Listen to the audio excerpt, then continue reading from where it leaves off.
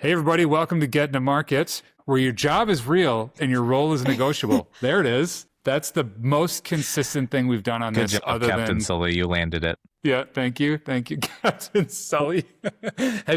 How much of that movie have you actually watched versus just the clips of the court hearing on YouTube? I've literally never seen any part of this movie, just the news articles about when it actually really? happened. Yeah. Oh, Yeah. He seems like a cool guy, though. So pretty incredible. Yeah, he seems pretty interesting. I was wanting to be a pilot for a little while, and I caught myself like, I want to be like Captain Sully. I was like, no, you don't. You don't want to be in that situation. Like, that guy did something incredible. Don't get yourself in that spot. That's my life. I don't know where we are trust-wise, but the idea of being in a plane next to you while you are piloting it, I just peed myself a little bit. So, terrifying. Maybe our guest feels more comfortable flying in an airplane with me. Mary-Scott and I know each other from previous engagements. Mary-Scott, why don't you introduce yourself? Hello. Yes, John, you and I work together. You were a rare VP who condescends to the associate level and is such a great collaborator and friend. And I just have always been so grateful for that. My name is Mary-Scott. It's a double name. Yes, actually, you corrected me one of the first times we met. Do you remember this? I correct everyone. It's almost daily. Okay, cool. Yeah. But I don't remember you doing it. Is that what you meant by condescending? I was condescending? No, like the Jane Austen book, Emma, is all about the idea of condescension in the not mean way, but the idea of going down a class status and bestowing your generosity. That feels too kind. Closer to that, but not quite that. Yeah, John has shed that condescending ability. It is now just the normal understanding of condescension. Hey, I will just say she did not say she would sit in a plane with you as pilot. So that's true. There you go. Yeah, that's true. No promises. No promises. The funny, it's not the haha funny part, but I had this very romantic dream in my head where I was like, oh, my wife and I will fly up to a spot and go camp in a thing. Like, it'd be awesome. And then she was like, no way, dude. Mary-Scott, you're here. I mean, maybe just like our jokes on condescension, one of the things that you've done really well that it was really helpful for me, but triggered this whole concept and what we wanted to talk about today, the topic, is a little bit of personal brand, but you come out of the marketing world, content writing, but then also helping individuals market themselves, just kind of getting their own personal brand and getting people to think through what it is that they want to be and be known for. So that's the meat of the topic. I want to talk through it. Nate, you love Break It Down. You want to break it down? You don't want to break it down. Break it down. We do need break it down music if we're going to keep this as a segment. But yeah, we are going to do it. So it's dry January. I'm not that much of a drinker. One of the things that I noticed is that I'm getting a lot of ads for non-alcoholic versions. When I drink, I like an old fashioned. I'm getting a lot of ads for non-alcoholic old fashions. It's not one of 10, but it's the same. It's the same. It's a very big one. But are either of you getting ads for non-alcoholic things like on Instagram or whatever? Is that a common ad placement for you? This sounds like the universe telling you something, John. It might be. Do you think the internet knows you don't drink and that's why? Because I do drink. Even though I'm doing dry January, I'm not getting these ads. Right. Maybe it's your fault. So I was talking about this with another product leader that I know, and we were trying to think through why would that be. Out of nowhere, I start getting this stuff. And their perspective was the people you talk to are likely looking up and doing more dry January things. And so you are now in that cohort of people and it's serving you like this guy probably doesn't. Maybe, if he's friends with Mary-Scott, maybe he doesn't want to. So there's a very real world because I've been texting you lately that is the case. What kind of drinks are they? It's like mocktails, fake old fashions and that sort of thing. Oh, okay. Heineken 0.0. Yeah. Well, I would like if it was beer or what's funny about that is I don't drink, like actually don't drink, not like you don't drink, John, but like the actual not drinking. And we were at sales kickoff and we went to this bar place and I was just like, hey, what do you have this non-alcoholic? And she, what was it? Like a dragon fruit or passion fruit, one of those mocktails. Oh yeah. Which was fun. Like it was good, right? It tasted good, but it was basically just like juice soda. But my thing is it would be painful to pay like $15 for that at a bar. Like the fact that this was like free was fine. Like it gives me something to hold on to while I'm socializing and stuff. But the idea of paying full cocktail prices for it just doesn't seem fair. Yeah. Like, I'll go get a juice box down the street and come back over here and hang out if that's what we're doing. Juicy juice. Yeah. Go to the vending machine, get a Snapple. Yeah, exactly. It is so expensive though, Nate. I went to a bar with a friend for her birthday and got mocktails and they were $18. Like, Crazy. that's DC prices, but it was like on par with the cocktails, the real ones. For like mixing 3 juices and some sparkling water. Like it's a lot. Well, thanks to our sponsor, Capri Sun. Go to projectexchange.com/Capri Sun for your discounts. That's not actually a thing. Back to the topic of the week. We want to talk through this idea of personal brand. Mary-Scott, you've done a lot around this, not only in just using LinkedIn, kind of some of the different tools that are there, LinkedIn being one of those, but then corporate brand as well, and corporate voice and identity. There's a separation between those. What do you see changing the corporate side? I mean, I'd say it's not all changing. I've worked with a CMO recently whose idea of corporate branding through employees was copy pasting the same copy, same words, and having everyone post it.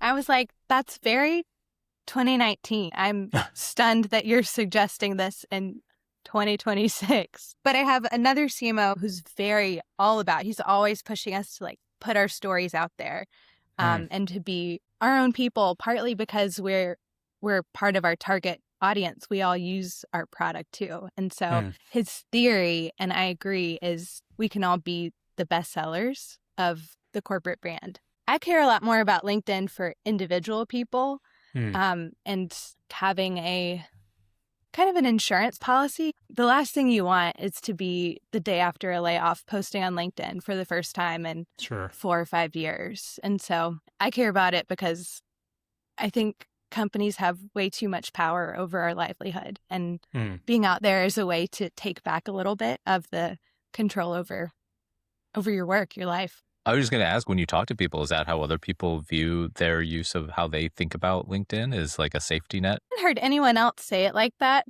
the way I think about it. I don't know that everyone's been through the experience of having been through a layoff. I found all of my work, including my current job, through LinkedIn. So I feel super passionate about saying this is so important as an insurance policy because it could happen to anyone, any day, unrelated to your performance. Yeah.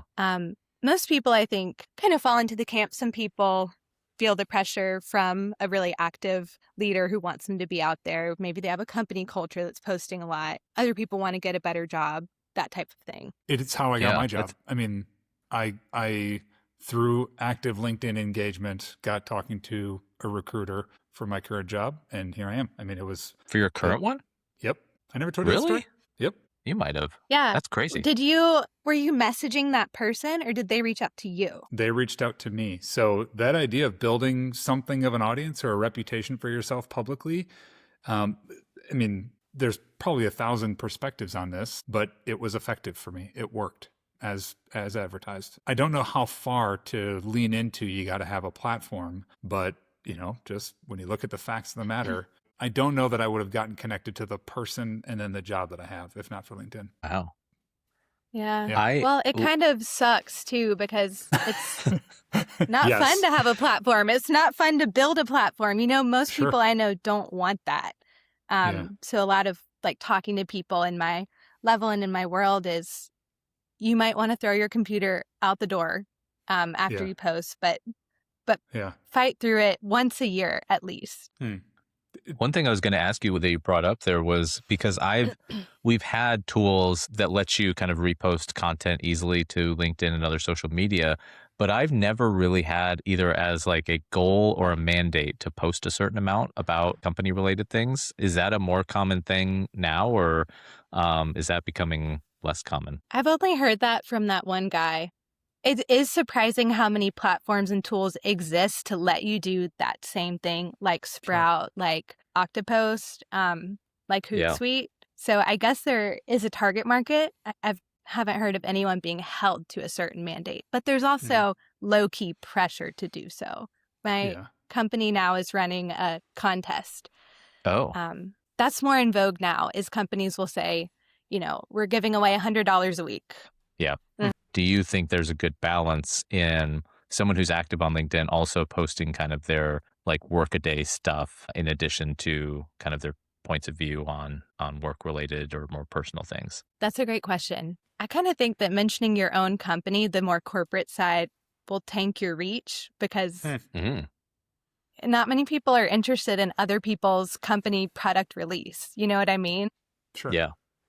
I kind of think you can check the box of showing you have a job by sharing your day in the life learnings and Yeah. just keeping, obviously, your profile active. But it's easier to get a job when you have a job. I think that sucks. And I think that's also why LinkedIn can help, because you can share, like, maybe I don't have a job on this profile right now, but I do have like a Rolodex or a log of everything I've learned from them, the things I'm taking across from them. And Yeah. I just think that HR people give you 5 seconds of notice. And I don't think you want the first thing they see to be, my job ended 4 months ago. Sure. I try to hold a pretty hard line that I don't post about company stuff. So for better or for worse, almost all of my public persona, so to speak, on LinkedIn is myself and not the company. No one's yelled at me about that, but I'm always a little nervous. And what's interesting is this week I crossed the line. I posted about a role that we have open because we're looking for help. And so I was like, I'm going to post about here. And it was really effective. Like a lot of people reached out and just said, hey, what about this? What about this? So like basically my network engaged and found some good candidates. So where I've been really hard, I'm like, this is me. And I think there's a bit of me just being like, I'm not a corporate stooge. Nate, you're making fun of me. Like I build products for a living. You'd think I'd be excited about talking about that, but I'm not as much. But it was helpful to post about the role. I got some really good candidates, had some good conversations. I'm curious to hear what Mary-Scott's view on this is, but there's a little bit of, John, your thing is like, I'm too cool for school. Like I'm too cool to be posting about what my company's doing. And Yep. I'm not saying it's the right thing. know. It's just what I've done. Yeah. There's a weirdness there. But I guess to me, and I'm curious what Mary-Scott, your view on this is, but is there an element that is also, hey, this person is kind of a company person, like they support the org that they're at, and this person doesn't, like they're just posting about themselves and the stuff going on. Where do people look at it that way? Whereas like you're a team player versus like this is, an individual kind of trying to elevate themselves and how they reflect, in their role and that sort of thing. That's so interesting. I've never felt the pressure to be a company woman. Do y'all feel that? Or have you heard of people feeling the pressure to be that type of person? I feel it personally sometimes. I'll give an example. If I know that one of my folks was involved in a launch, I'll help like sell that, or, I'll repost about it or things like that, just because I want the person who helped with that to know that like, hey, I see this and I want, to share that with folks on LinkedIn. So there's an element of that isn't just strictly to the company, but also to like the team and how we support each other. I kind of do that too. Mm-hmm. Yeah. Well, I think that's interesting because you're celebrating the people, not necessarily the corporate brand. I know they're tied together. But you wouldn't even like, if you look at like me reposting, you probably wouldn't be able to tell one from the other, I guess, is the other side of that. I wonder do people keep tabs on that? John, of 50 posts, he's only posted about Insight Software twice. Is anyone watching? Yeah. Like I will say I would be a little nervous working for somebody that didn't post any work stuff too. I never thought about that. So interesting. Why? It is. I think I would view it as like, are they, and I know, John, I've used this analogy before, but are they playing for the name on the front of the jersey or the name on the back? And if I'm going to be joining their team, am I joining a team or am I like just one person that's helping them as a stepping stone to something else? Well, you see it as like a critique of the leader themselves, as like, oh, we're just here to make them look better sort of feeling? Just a read on them, right? Like it's like this person, are they invested in themselves or are they invested in what they're trying to build organizationally? Yeah. And I'm okay with them like having a personal brand, like I, don't begrudge them on that. But like, it's like, are they really focused on that or are they really focused on doing a good job with this team that they're trying to build? And I'm more interested in, it's less a risk for me to like join a team that's this person's trying to do a good thing with the org. And that's a way to signal it is what you're doing on LinkedIn, I guess. Yeah, right. Mary-Scott, you mentioned the workload. Talk through that, like as you've coached people, because someone's like, okay, I'm going to build a platform. I'm going to do this. I want to start investing in, I'm going to invest in myself. New year, new me. What is that workload? What do you tell people when they ask about it, just to what to expect? Oh, yeah. I would tell them that of all the people who have ever said that to me, like, I want to get out there on LinkedIn, 25% of them actually will ever post once, even Really? if like all the work is done for them. We spend hours on talking through the content. It is really, even for people who say, yes, I'm all in, it's a different kind of exposure. And so I think for the person coming in all excited, new year, new me, I think I would ask, have you ever posted on LinkedIn before? How does that feel? Can you do one test post and tell me, do you feel like you're going to vomit, or do you feel a normal level of discomfort, like with any level of exposure? That reality check, I think, is so important, because I've just watched a lot of people waste their time trying to sort it out. And I really don't think it changes for people. What do you think people's hangups are? It's a tough obstacle for a lot of people to get over, because it just culturally might make them feel like they're just self-promoting for the sake of self-promoting, and they don't really, it makes them uncomfortable. Is that what you think causes that discomfort, or what do you think keeps people from doing it? I think that not everyone has grown up being a seller.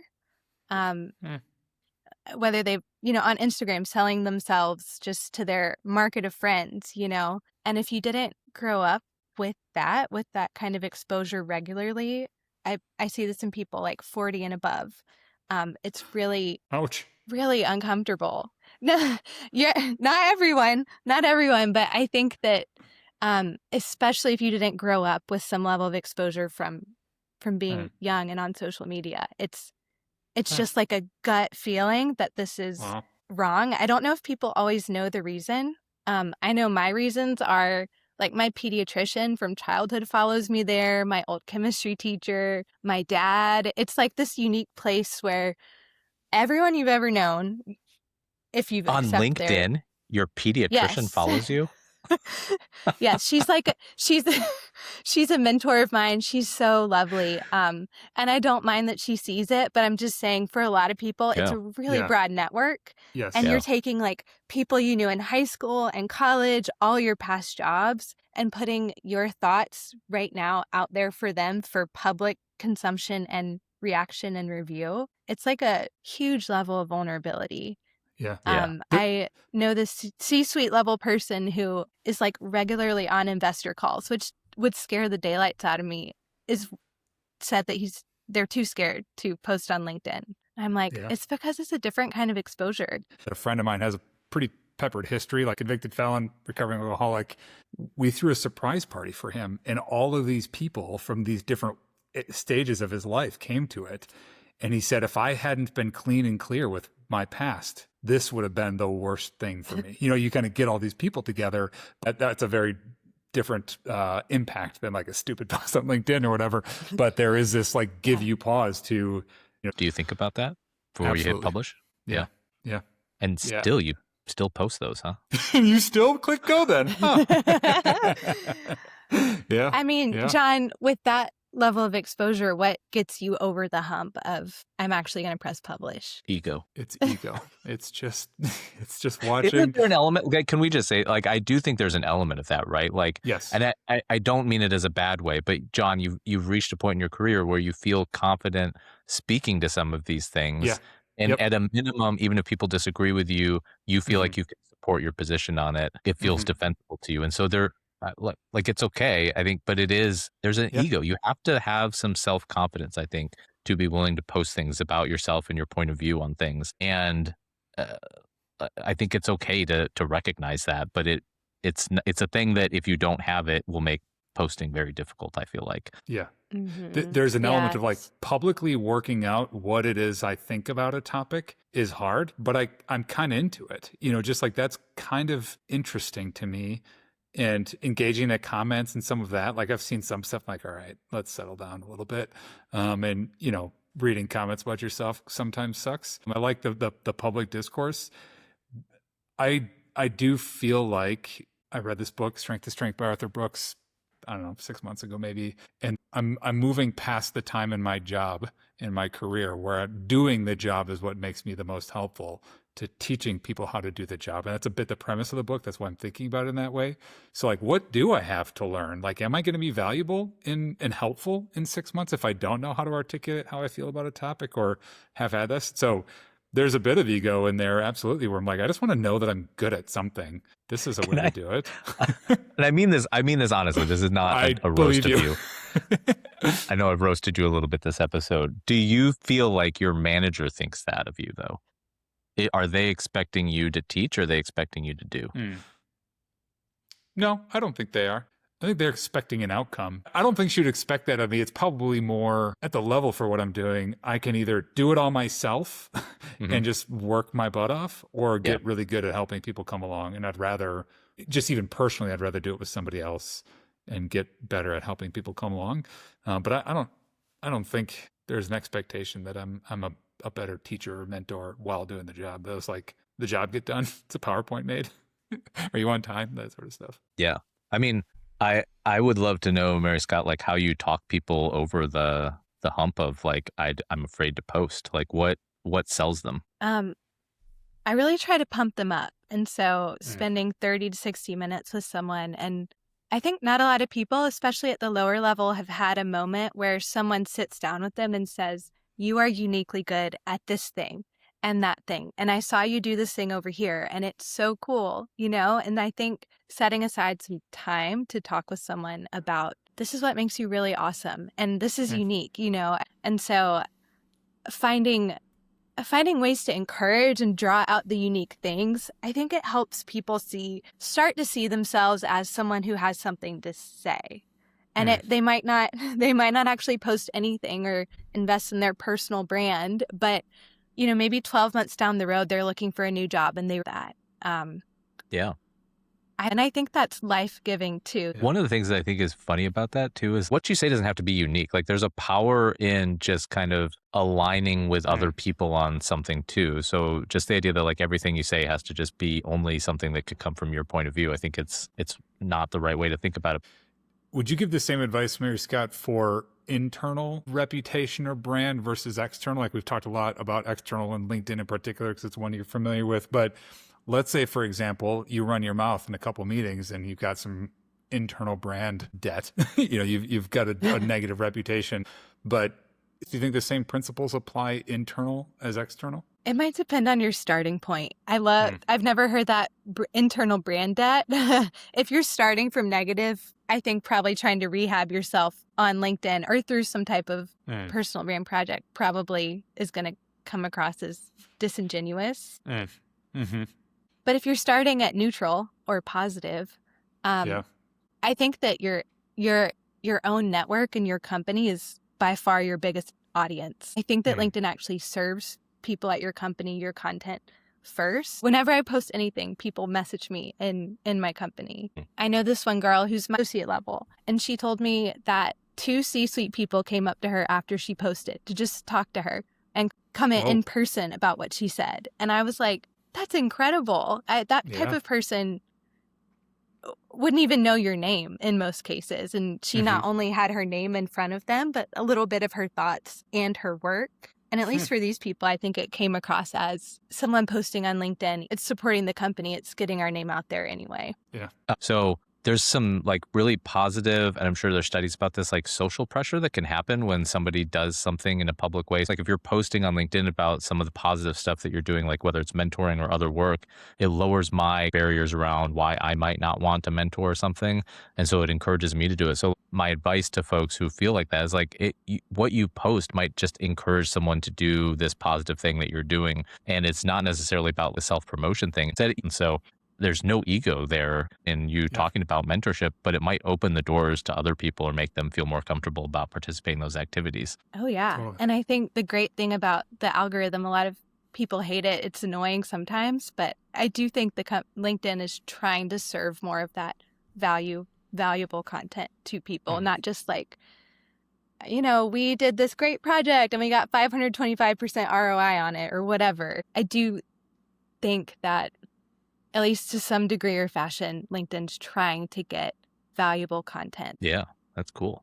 The other thing I was going to ask you when we've talked a lot about LinkedIn, are there other platforms you think people aren't taking advantage of? I have no idea. I'm not exploring any other platforms, but I wanted to ask y'all about this one. And do you consider this podcast a personal brand project? Now you think about it in the context of your company work? You know what's really funny is I feel like the reason I was willing to do this podcast or wanting to do it and the reason that John agreed to do it with me are two different things. My reason was, and this is kind of a vulnerable thing, but like I just feel better if I'm creating something. And Yes. it's really hard to create things that are kind of like scratch that itch that are also work things. So this being kind of an extracurricular, I'm creating this thing. I can be a little creative in it. Some of the creative stuff John edits out. But it Bummer. it fulfills that need I sometimes have to just create something, as silly as this podcast is. And so for me, it was less about the personal brand because I feel like I have less to offer there, but it was around like, this is a thing that just helps me feel like I am doing the stuff that I enjoy doing. And that's kind of what spurred it on. But I'm curious, John, like why did you agree to it? Was it just to enhance your brand with your mom as a listener? Yeah. And another way to spend money just regularly. Yeah. The exciting part that you watch podcasts, the space, and you listen to podcasts and kind of watch the space. And there's something going on here that I don't understand. And it was just like a very low cost, lo-fi way to let's just find out what this thing is doing and how to do it. Maybe that's an old person thing. We're like, these kids on their computers, whatever. But it feels like it's a very helpful thing that's coming up. There's an element of just learning how to use the tool and the capability. And then just the speed that we could try stuff. We spent 6 minutes of like, what do? We do this tool, boom, Gauntlet Tuesday, great. Yeah, so just being able to ship and move really quickly. Yeah, that's another itch that's hard. Yeah. Yeah, not as a reflection of where things I'm currently doing, but just we can't do that quickly, shipping products. I wouldn't have been able to say that's why we started until now, but that's probably why I keep doing it. Still doing it. Yeah. Yeah. John threatens to quit every week. Yeah. Every other, but yeah, we're getting there. And you're like, return to this contract where you signed it, legally binding. Yeah. Well, how else are you going to spend $35 a month on nothing? Okay, can I just add one quick thing to that, John, which is the ability to articulate, but specifically because this is a low facts podcast, like there's not a ton of data. A lot of opinion here. It's mostly opinion, but that ability to go into conversations and articulate something when you don't have data necessarily, I can articulate this point of view without relying on data, and I can bring it in when I need to. That has a value too that I've gotten out of this podcast is just kind of like being able to do things more concisely and clearly. If I had $1 for every time I heard someone say we should start a podcast with no deeper thought than that, I'd have $12. It's the same as like LinkedIn. It's funny. It's like sometimes it's just doing it. Like whatever your post is on LinkedIn, one, the odds that someone's really going to hate it are very, very low. It's probably not going to be terribly controversial. And two, once you get over the fear factor, whatever, of being to that degree vulnerable, it just gets easier. And so like us doing this podcast, like every episode does get a little easier. And so I feel like it's kind of very similar to LinkedIn. It's like once you get in the habit of just being willing to post things, it lowers kind of the threshold for fear around or anxiety around doing it and being part of it. Yeah. Oh, yeah, definitely. It's really hard to get in a habit of doing it. But I think once you do, it's, I don't know, kind of like running. Your first 4 runs are really tough, even a couple miles. And once you have your base, it's so much easier. Yeah. I had a tactical question for you on LinkedIn. I hope you can help settle this. What is the role of commenting on posts relative to posting yourself? Yeah, I think it's a great way to get started, especially what you really want long-term on LinkedIn is to be plugged into the conversation that is happening. Long-term, you don't want to be someone that in, isolation is writing down like, these are my top 15 ideas and I'm going to tell the world about them. It's the social network. And so eventually you want to be in the flow of conversation, because when you're in the flow of conversation and someone's looking for a product marketer or a product officer, that type of thing, you're already part of the conversation. You're regularly commenting around that world. The role of commenting, number one, is just to get a sense for what are people saying in your world. It's a lot more approachable. I think you could have a great LinkedIn presence only commenting on people's posts. And LinkedIn is, at least the last I heard, it's incentivizing commenting too. You can actually see an impression count of how many people see your comment, and that's them trying to push it to be a platform that creates economic opportunity for people. And my theory is, when people are engaging in comments and posts, that's where economic value is happening. Every episode we end with lessons learned, things we learned in the week. There's a little bit of kind of just driving general curiosity, bit of accountability for ourselves as well. We'll give you a moment if you don't have one already. Nate, lesson learned this week? So an article in the Wall Street Journal the headline is "Parents are going broke from their kids' sushi obsession," and basically like, you know, as parents, I feel like they're, especially for our age, there's like a lot of pressure on diversifying what they're eating and like how cross-cultural are their foods or whatever.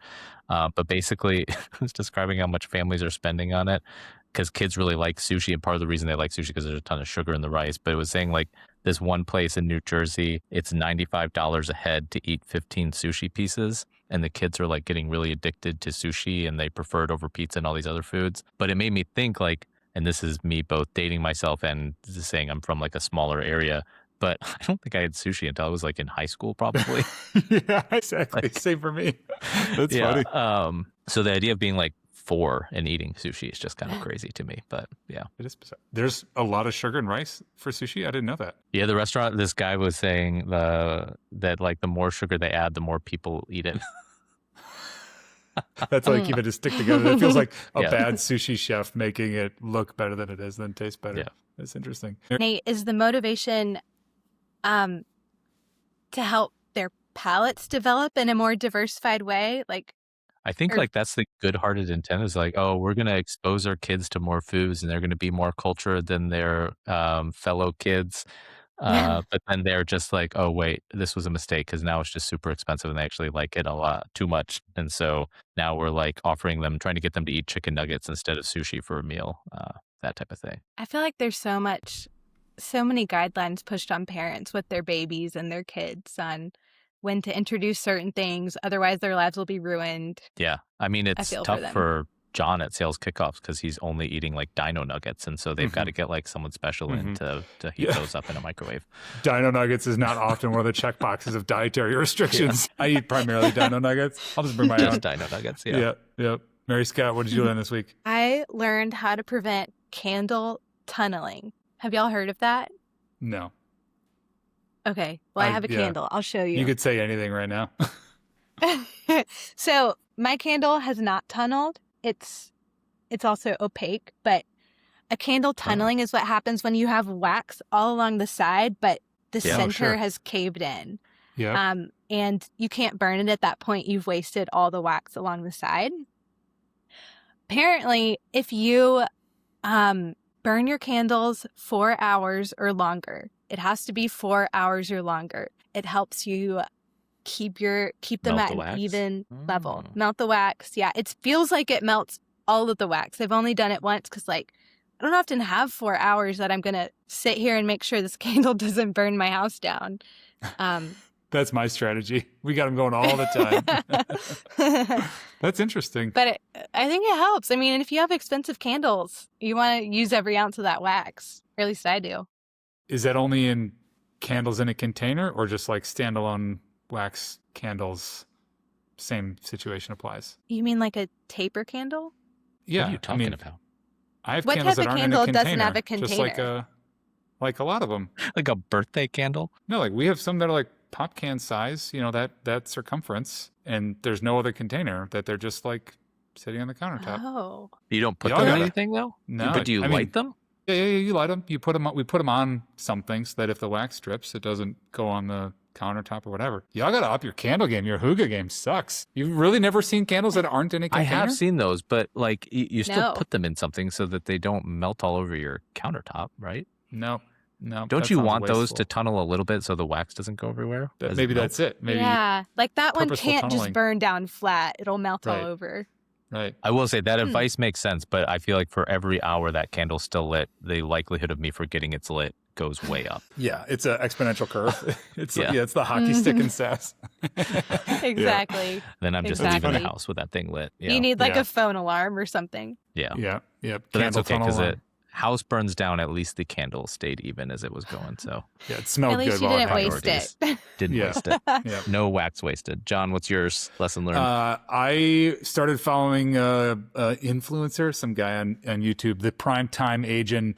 He talked about, so September 2nd of last year, Salesforce laid off 4,000 employees due to the impacts of AI, what stuff they're doing, higher level employees, not, entry level associate. December 27th, 4 months later, basically, whoops-a-daisies, and tried to bring somebody back. So my lesson learned is 4,000 is a lot of people, and that's a very short amount of time to be like, we're going to go all in on this to never mind it. So there's a bit of that. Are people really getting what they want out of AI? Doesn't seem like it. If Salesforce is talking about it, it seems like the what's the trough of disillusionment? We're getting into that. I thought that was really interesting. Like the hype train is coming to an end. Maybe for better, maybe for worse. You don't think that was just about changing their books? They're public, right? Oh, you're so And pessimistic. controlling the numbers. You're probably right. I don't know. I would hope not. Yeah. But I kind of thought that was the motivation for layoffs, was influencing your numbers. Yeah. On the AI front, one question that I have LinkedIn related is like, how far away, Mary-Scott, do you think we are from like someone just saying, I want to schedule a post once a week, and you don't do anything else other than kind of like uploading some thoughts, and then LinkedIn just creates content and posts it for you? That probably exists today. I don't think it's going to work well for you. People sniff that out, you can see people doing that and they have like one like. It's me. I like yeah. You're like, I love that AI written hot take. Yeah. Well, Mary-Scott, thank you so much for being here as always. It's really Thanks great. for joining. Yeah, really thanks glad for to get to having chat me. and learn from you. Every Tuesday, get into market. We post new ones on producthaschanged.com. You can go there to find more about Mary-Scott, our other guests as well. Everything is there, just a link to the art or to the podcast itself. We'll also put anything else in the show notes. But yeah, producthaschanged.com, where to get everything. Nate, as always, good to see you, buddy. Good to see you too. Thanks, Mary-Scott, for joining. Bye. Great to spend time Bye. with y'all. Thanks.